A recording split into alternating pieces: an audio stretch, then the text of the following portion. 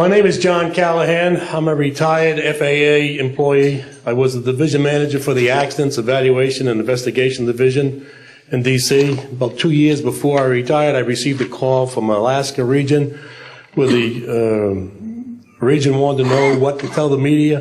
When I questioned, tell the media what, he says about the UFO, and it went downhill from there. What UFO? It turned out I told him what any government employee would do at that time was to tell him it's under investigation.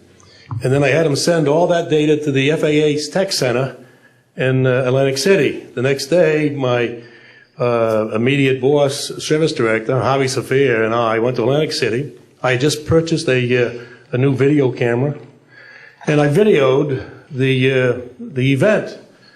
In Atlantic City, we had them play back on a scope, you would call it a scope, a plan view display, PVD, exactly what the pilot seen or what the controller seen, and we tied that in with the voice tape so we could hear exactly what the controller said and what he heard, and we taped it. We came back the next day, briefed the administrator, Admiral Ingen, on what happened. He wanted a 5-minute briefing. After we started the briefing, he wanted to know if he could see the video. We put the video on. He watched the video, the whole video.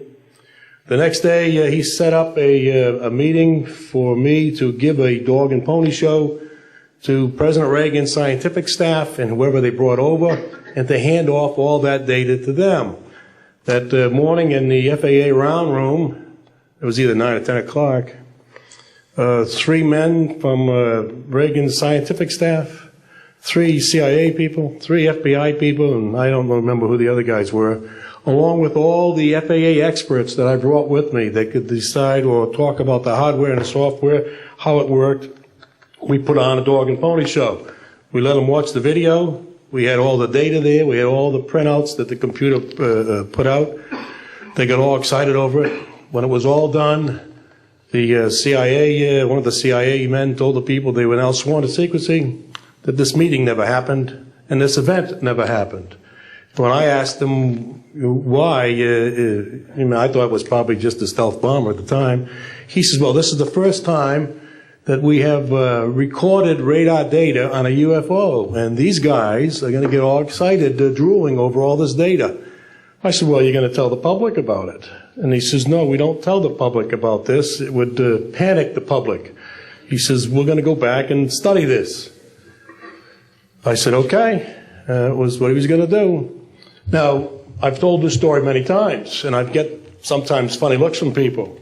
I have with me the voice tapes of the controllers that were involved, the FAA original tapes. See, after we handed this stuff off to the president's staff, the FAA didn't know what to do with it. We don't separate UFOs from real traffic, so it's not our problem. Okay? I have a copy of the original of the video that we took, which is rather interesting. And once the thing was all over, the reports started coming into my office, but because it wasn't an FAA air traffic problem, the FAA's report ended up on a table in my office. And it stayed there until I retired, when one of the staffers packed up all my gear and helped it move to my house. Also, in a box I found just a few days ago, in my 1992 tax return, I have the target printouts from the computer data, which, so if you wanted to or look at every target that was up there at the time, you can now reproduce this from this piece of paper here. And it's called the UFO Incident, Japan 1648, I believe the number was, that happened on November the 18th, 1986. I'm prepared to go to Congress, to swear before Congress that everything I've told you people and everything that is here is the truth. Thank you.